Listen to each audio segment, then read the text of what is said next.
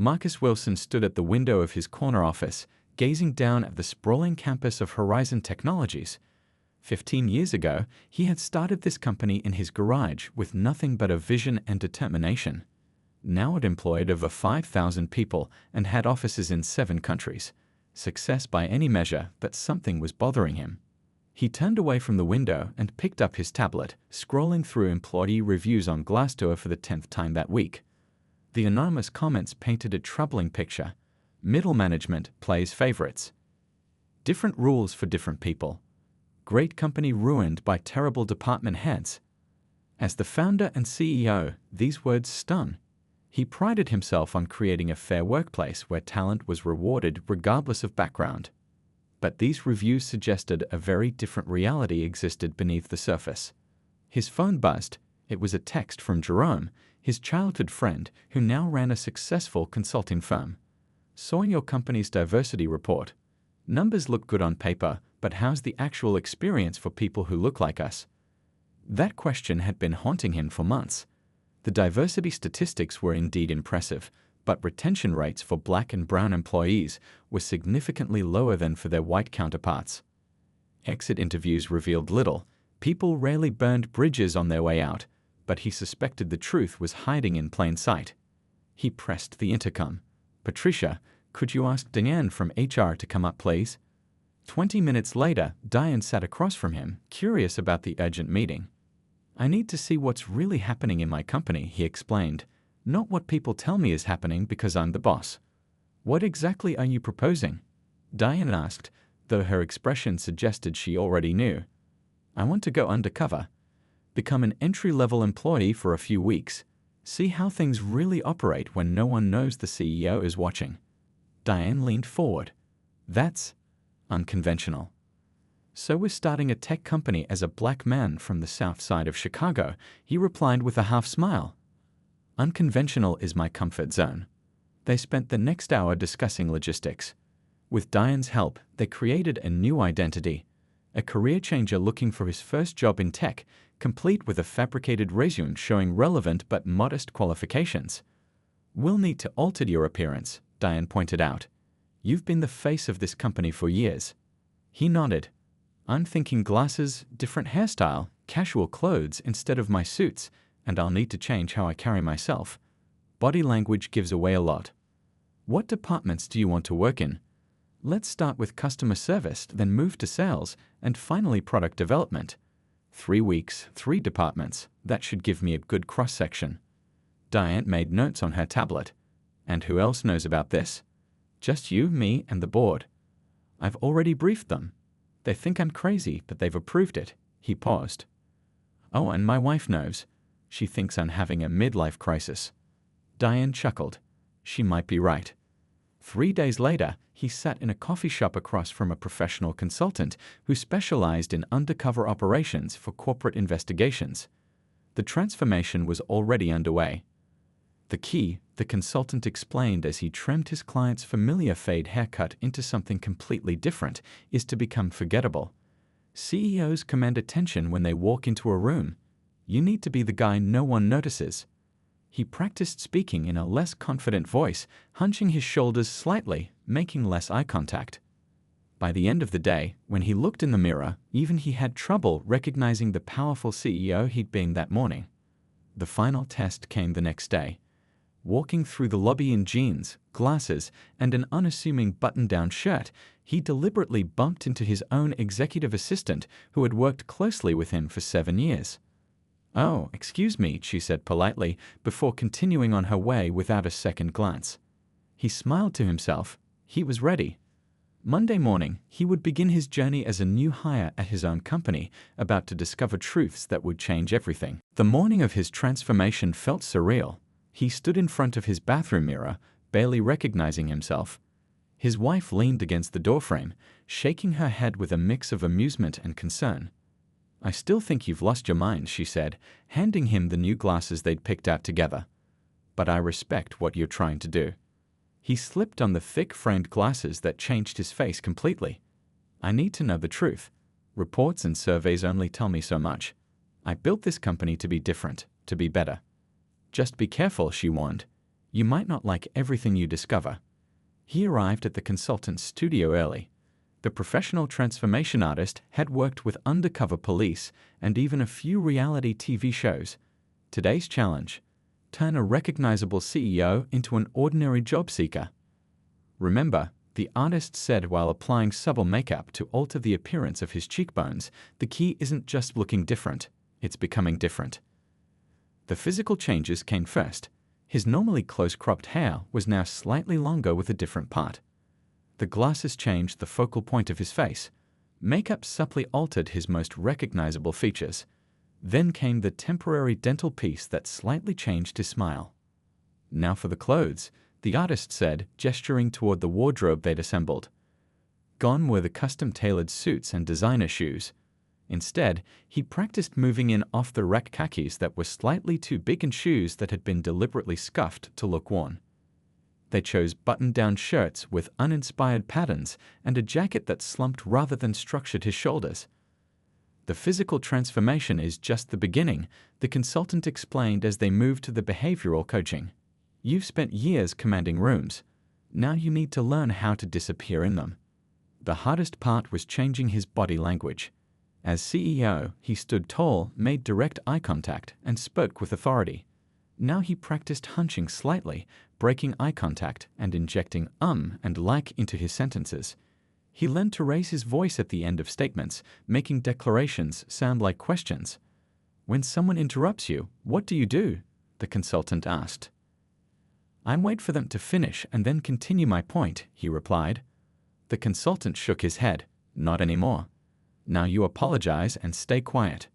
By late afternoon, they were working on his background story.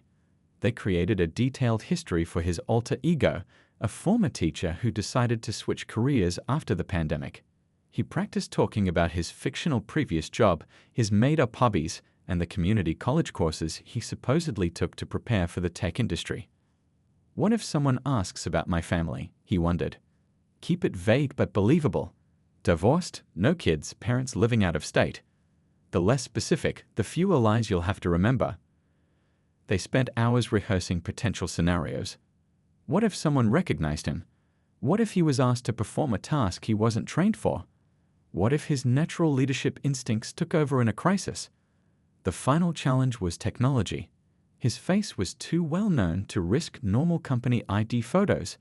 Diane from HR had arranged for his employee badge to be created with the altered appearance and under his alias. His company email and access credentials were all set up under the new identity, with only the highest system admins knowing the truth. The consultant handed him a basic model phone, nothing like the latest device he usually carried. Your regular phone stays home. This one has none of your contacts or history. The ultimate test came that evening. He walked through the busy lobby of his own building, past security guards who had nodded respectfully to him for years. The guard barely glanced at the visitor badge Diane had arranged, waving him through without a second look.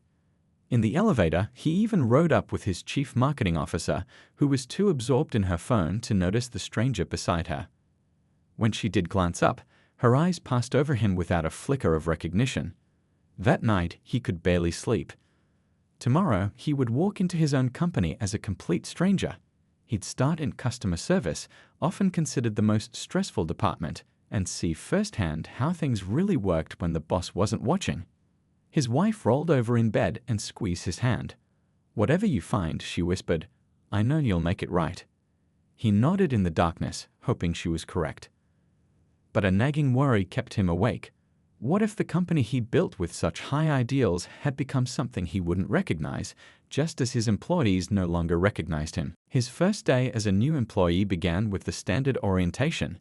He sat among 5 other new hires in a cramped conference room as a board HR representative clicked through policy slides. No one paid him any special attention. He was just another face in the crowd. You'll be assigned to your departments after lunch, the HR rep announced. Customer service folks, you'll report to Mr. Barton on the 3rd floor. He felt a flutter of nervousness as he rode the elevator up to the 3rd floor after lunch. This was it, the real test. Would his disguise hold up under the daily pressures of work? Would he discover that the anonymous complaints were isolated incidents or signs of deeper problems?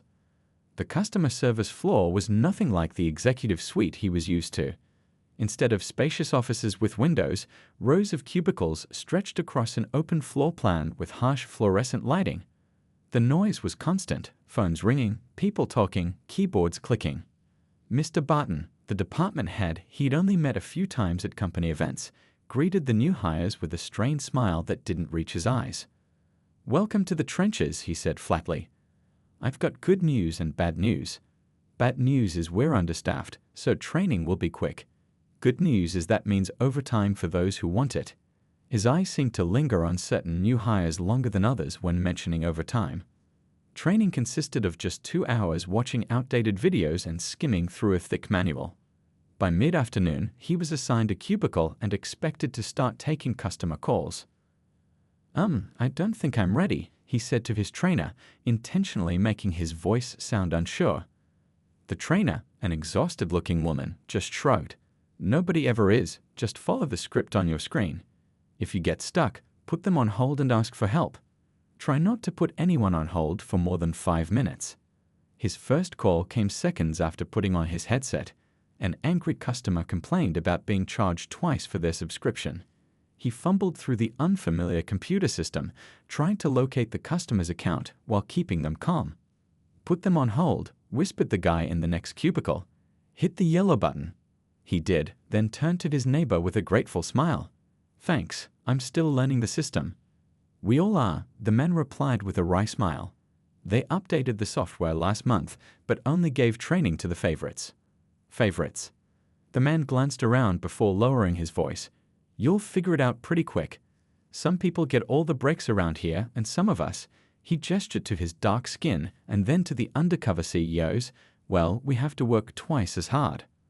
Throughout the day, he observed the dynamics of the floor. Mr. Barton spent most of his time chatting with a small group of employees who seemed to have much lighter workloads. Meanwhile, he noticed that employees of color were consistently assigned to handle the most difficult calls and had their break times scrutinized closely. By late afternoon, he witnessed his first truly troubling incident. A woman returned from lunch 2 minutes late, apologizing that her bus had been delayed. "That's the 3rd time this month, Tanya," Mr. Barton said loudly enough for the entire floor to hear. "One more, and we'll need to have a formal discussion about your commitment." Just 20 minutes later, another employee, one of Barton's apparent favorites, returned from a break that had lasted twice as long as allowed. Barton said nothing. When the Undercover CEO struggled with a particularly difficult call, he raised his hand for assistance as instructed. 3 times he signaled for help, but the floor supervisors walked past as if he were invisible. Finally, another new hire, a young Asian woman, leaned over from the neighboring cubicle. "They're not going to help you," she whispered. "Here, I'll show you." She quickly guided him through the process despite it not being her job. Later, in the break room, he overheard Mr. Barton speaking to one of the supervisors. "Put the new guy on the escalation queue tomorrow," he said. "Let's see if he sinks or swims." "The one with the glasses? Isn't it too soon?" the supervisor asked. "Trust me, I can already tell which ones aren't going to make it," Barton replied with a smirk. "I give him 2 weeks tops." The Undercover CEO gripped his coffee cup tighter, forcing himself to remain silent. In just one day, he'd seen favoritism, discrimination, and a complete lack of proper training, all in a department that represented the company to its customers. As he left the building that evening, bone-tired from a day of work he wasn't prepared for, his mind raced. This was only one department, one manager. How widespread were these problems? And more importantly, how had he allowed this culture to develop under his leadership? He had 6 more days in customer service before moving to the sales department. Something told him things were about to get much worse before they got better. His week in customer service had left him stunned and angry. He'd documented everything: the unfair treatment, the lack of proper training, the clear pattern of discrimination in how assignments were handed out. But now it was time to move to his next department, sales. The sales floor occupied the entire 10th floor of the building, a space he'd visited often as CEO, but always for scheduled meetings where everything was polished and perfect. Now he would see the day-to-day reality. "You must be the transfer from customer service," said a woman with perfectly styled hair and a sharp pencil skirt. She didn't offer to shake his hand. "I'm Mrs. Lawson, head of sales. Your desk is over there." The sales floor was nothing like customer service. Instead of cramped cubicles, sales staff had larger workspaces with partial privacy walls. The lighting was better, the chairs more comfortable. But within an hour, he could feel the tension in the air, like electricity before a storm. "Commission sheet," a thin man in an expensive suit said, dropping a paper on his desk. "We're ranked every week. Bottom 3 get put on performance improvement plans. Bottom rank 2 weeks in a row, you're gone." He glanced at the sheet. Names were listed with their sales figures from highest to lowest. He couldn't help but notice a pattern. The bottom names were disproportionately people of color. "Doesn't seem fair to put new people on the same ranking system," he commented. The man shrugged. "Life isn't fair. Mrs. Lawson calls it motivation through competition." His first assignment was to shadow different sales team members. The woman he was paired with for the morning sighed when he approached her desk. "Great, I get the new buy," she muttered. "Just sit there and be quiet. I have an important call coming in." He sat silently, observing. The woman was clearly good at her job, smoothly handling objections and closing a sizable deal within 30 minutes. When she hung up, her demeanor changed completely. "That," she said with a satisfied smile, "is how it's done. 10% commission on that one." "You're really good," he said genuinely. "Any tips for someone just starting?" She looked him over critically. "Yeah, don't expect much help around here. We're all fighting for the same clients. And word of advice, Mrs. Lawson plays favorites, big time." "What do you mean?" She lowered her voice. "See that group by the coffee machine? They're her golden circle. They get the best leads, the warmest referrals, invites to client dinners. The rest of us," she gestured to her side of the floor, where he noticed most of the diverse staff were seated, "we get the scraps." Throughout the day, he saw this pattern confirmed repeatedly. The golden circle, predominantly white and male, received constant encouragement and prime opportunities. Meanwhile, other talented salespeople struggled with cold leads and received harsh criticism for the smallest mistakes. During lunch, he sat with 2 younger sales associates in the break room, both people of color like himself. "I've got a master's degree and 5 years of experience," one of them said quietly. "But I can't get ahead here. Last month I outsold everyone, but somehow Mrs. Lawson said my approach wasn't right." "You think it's about race?" he asked carefully. They exchanged knowing glances. "We don't think, we know," the other replied. "But proving it, that's another story." The most disturbing incident came during the afternoon sales meeting. A young black woman was scheduled to present her strategy for targeting a new market segment. Her research was thorough, her presentation well prepared. But as she began speaking, Mrs. Lawson interrupted repeatedly, questioning basic assumptions that she never challenged when others presented. "I'm not convinced," Mrs. Lawson said coldly when the presentation ended. "The proposal lacks rigorous analysis. Rework it completely." Just minutes later, a member of the Golden Circle gave a much less detailed presentation that received lavish praise. When the Undercover CEO attempted to speak up during a brainstorming session, offering an insight about customer needs he'd observed in the service department, Mrs. Lawson cut him off mid-sentence. "People like you should listen more than you talk," she said sharply. "You haven't earned the right to voice opinions yet." The thinly veiled contempt in her voice sent a wave of shock through him. As CEO, he'd never been spoken to this way in his own company. Now he was experiencing what many of his employees face daily. That evening, he met with Diane from HR in a coffee shop far from the office, showing her his detailed notes.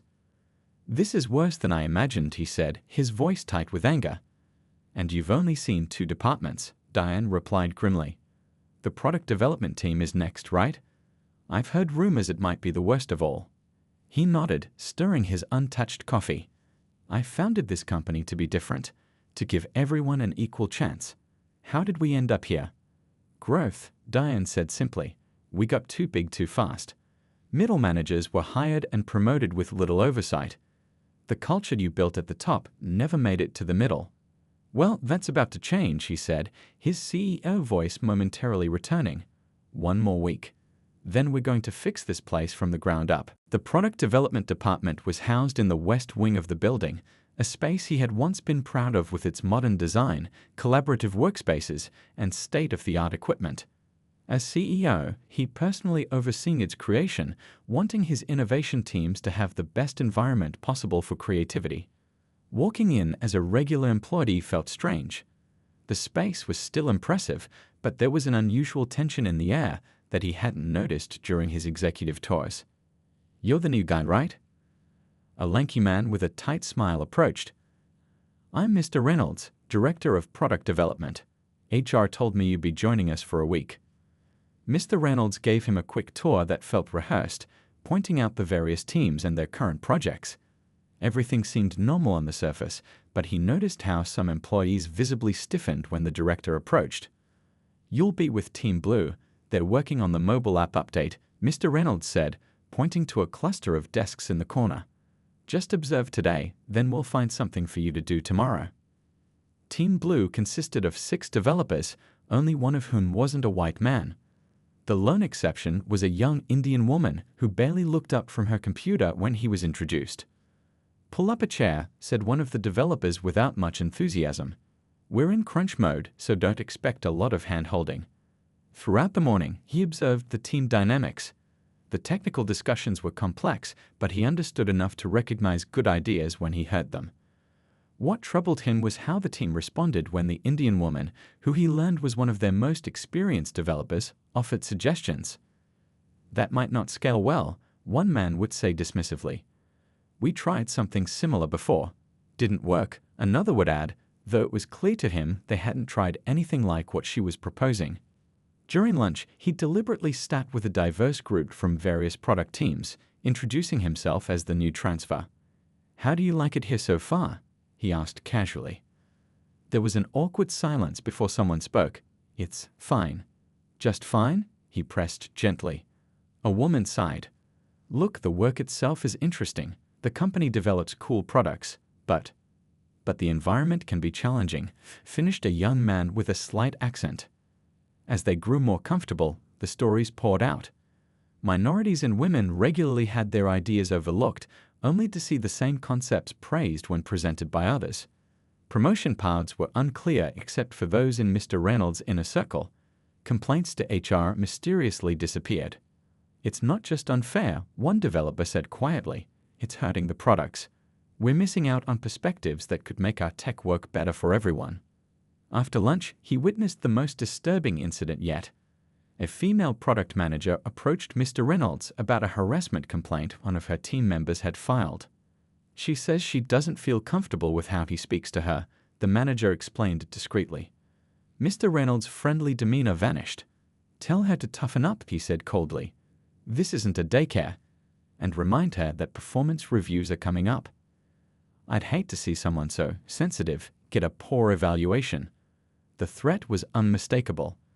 The product manager's face fell, but she nodded and walked away. Later that afternoon, the Undercover CEO was asked to join a meeting in one of the small conference rooms. There he found Mr. Reynolds with 3 men he recognized as the director's favorites. "Close the door," Mr. Reynolds said with a strange smile. "This isn't an official meeting." His instincts screamed danger, but he shut the door and took a seat. "We're working on something. Off the books," Mr. Reynolds explained. "A side project with huge potential. We could use someone with your background." "What kind of project?" he asked cautiously. One of the men slid a tablet across the table. On it was proprietary code. Code he instantly recognized as belonging to one of his company's most valuable products. "We've been approached by outside investors," Mr. Reynolds said smoothly. "They're very interested in our technology. With a few modifications, we could license certain elements through a separate entity. The payoff would be substantial." He fought to keep his expression neutral while his mind raced. This wasn't just discrimination or poor management, this was corporate espionage. They were planning to sell company secrets.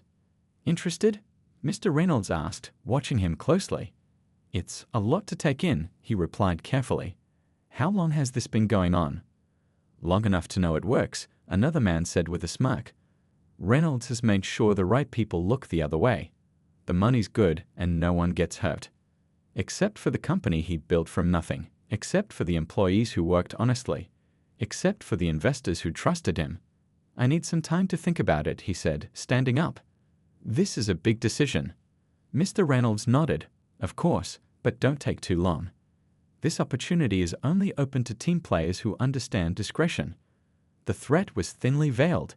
He'd been invited into their conspiracy, and rejecting it would make him a risk. That night, he paced his living room, his disguise removed, showing his wife the evidence he'd gathered.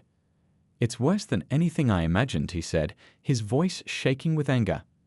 Discrimination, harassment, and now outright theft. How did I miss this? She took his hands. Because they hid it from you, because you trusted people to uphold your values.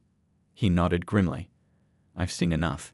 It's time to end this. He sat alone in his home office late into the night, carefully reviewing all the evidence he'd gathered over the past 3 weeks. The recordings on his phone, the emails he'd managed to access, the photos of discriminatory assignment sheets. It was all there. Proof of a toxic culture that had infected his company without his knowledge. Are you sure about this? His wife asked from the doorway, holding 2 cups of tea. Once you do this, there's no going back. He nodded, taking the cup she offered. I'm sure. I built this company on principles of fairness and equal opportunity. What's happening now is a betrayal of everything we stand for. Early the next morning, long before regular work hours, he called an emergency board meeting. Not as his undercover persona, but as himself, the CEO. Only a handful of people knew what he had been doing these past weeks, and the board members weren't among them. This is highly unusual, commented the chief financial officer as the board assembled in the conference room. Is everything all right? No, he said simply. Everything is not all right. The board members exchanged concerned glances as he connected his laptop to the projector. For the next hour, he walked them through everything he had discovered. The discrimination in customer service, the toxic competition and favoritism in sales, and most disturbing of all, the corporate theft ring operating within product development. How did you discover all this? Asked the board chair, clearly shocked. He took a deep breath. Because I've been working in these departments for the past 3 weeks. He showed them a photo of himself in disguise. I went undercover as an entry-level employee. The room erupted in a mixture of surprise, disbelief, and nervous laughter. You can't be serious, said one board member. I've never been more serious in my life, he replied, his voice steady. Our company has a cancer growing inside it, and I intend to cut it out. After a heated discussion, the board unanimously approved his plan of action. By 8:30 a.m., security teams were quietly positioned throughout the building, and it had locked down specific employee accounts. At 9:00 a.m., an all-staff email went out. Mandatori siomimpianili eating mema in auditorium. 10:00 a.m. TOVA. The speculation spread like wildfire. Was the company being sold? Were there mass layoffs coming? No one knew, but by 9:55, the large auditorium was filled with anxious employees from all departments. At exactly 10:00, he walked onto the stage. But not as the undercover employee they had come to know over the past weeks. He stood there as himself, the CEO, dressed in his usual impeccable suit, his natural confidence and authority on full display. A confused murmur spread through the crowd. Those who had worked directly with his alter ego looked particularly bewildered, glancing around as if trying to spot their new colleague. Good morning, he began, his voice carrying across the silent room. For those who don't know me personally, I'm the founder and CEO of this company. He paused, looking out at the sea of faces. But some of you have come to know me recently as someone else. He clicked a button, and a photo of himself in disguise appeared on the large screen behind him. The auditorium erupted in gasps and whispers. He could see the shock on the faces of Mr. Barton, Mrs. Lawson, and Mr. Reynolds, the department heads who had shown their true colors when they thought the boss wasn't watching. For the past 3 weeks, I've been working alongside you as a new hire. I've answered customer service calls, sat in on sales meetings, and joined product development teams. He clicked through photos of himself at various workstations in different departments. I did this because I needed to see the truth, and what I saw disturbed me deeply. Over the next 20 minutes, he outlined what he had discovered: the discrimination, the harassment, the theft of company property. He didn't name specific employees, but he was brutally honest about the toxic culture that had developed. When I founded this company 15 years ago, I had a vision of a workplace where everyone had equal opportunity to succeed, where merit was what mattered, not your race, gender, or who you were friends with. Somewhere along the way, we lost sight of that vision. The room was completely silent now. He could see tears in some employees' eyes, while others nodded vigorously in agreement. As of this morning, several members of management have been terminated. He let that sink in for a moment. Their company access has been revoked, and security is escorting them from the building as we speak. He could see the 3 department heads he mentioned making their way toward the exits, only to find security personnel blocking their way. This is just the beginning of changes we'll be making. I'm establishing a new ethics and inclusion department that will report directly to me.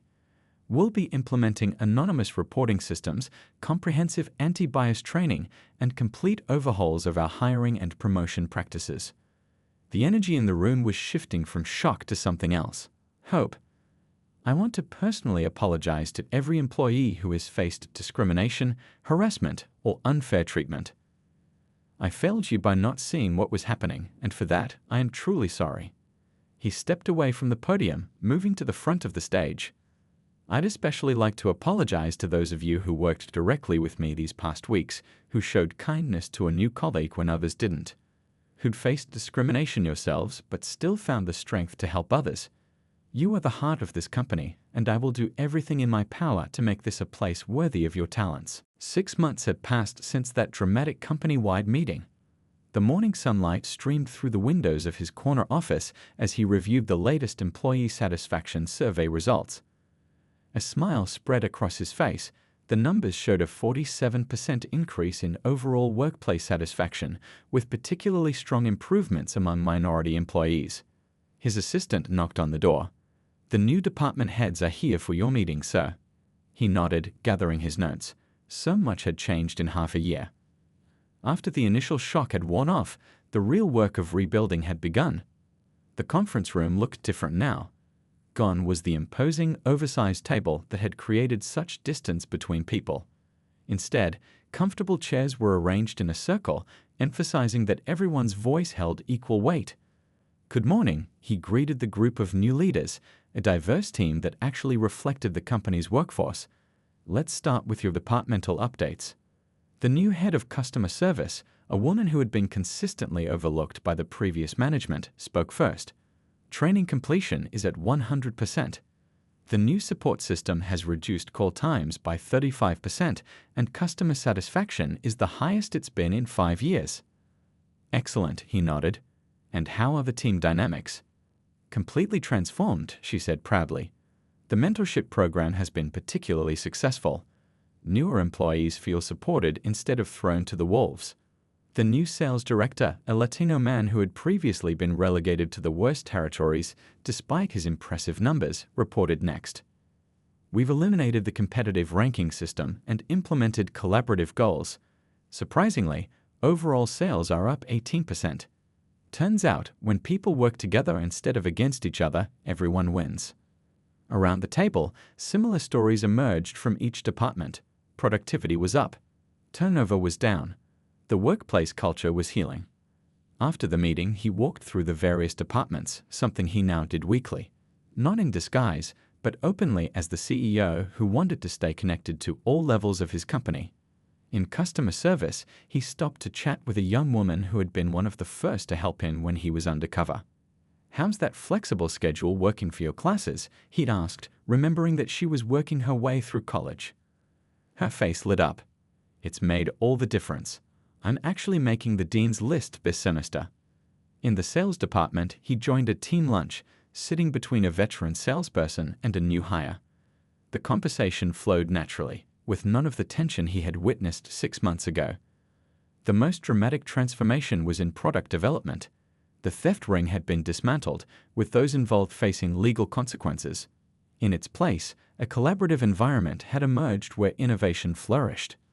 "We're implementing that accessibility feature you suggested when you were undercover," an engineer told him excitedly. "Early user testing shows it's going to help thousands of people use our product more easily." That afternoon, he met with the newly established Ethics and Inclusion Department, which reported directly to him. Their leader, the former HR director who had helped him go undercover, presented their latest initiatives. The anonymous reporting system has been a game changer, she explained. Issues are being addressed before they become systemic, and our new hiring panels ensure diverse perspectives in every interview. At the end of the day, he gathered with a small group of employees in the company cafe, people from different departments, different backgrounds, different levels of seniority. This informal CEO coffee chat had become a monthly tradition, another way to keep his finger on the pulse of the company.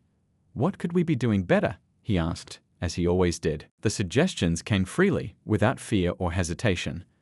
These employees knew they would be heard, respected, and taken seriously, something that would have been unimaginable under the old regime. Later, as he packed up to head home, he paused to look out over the campus of the company he had built. The changes hadn't been easy. They had lost some clients who preferred the old way of doing business. Some employees had left, uncomfortable with the new emphasis on equity and inclusion. But the company was stronger now, more innovative, more profitable, and most importantly, more closely aligned with the vision he had always held for it. His phone buzzed with a text from his wife. "Don't forget, dinner with the Diversity Scholarship recipients tonight." He smiled. The scholarship program had been one of his favorite new initiatives, providing educational opportunities and guaranteed internships to promising students from underrepresented backgrounds. As he walked to his car, he passed the wall in the lobby that displayed the company's mission statement. The words had always been there, but now they weren't just empty corporate speak. They were being lived every day at every level. His 3-week undercover journey had been the hardest thing he'd ever done professionally. Facing the ugly truth about what his company had become had been painful. But that pain had led to transformation, not just for the business, but for hundreds of employees who now came to work feeling valued, respected, and able to contribute their best. Sometimes, he reflected, you have to see the worst to create something better than you ever imagined.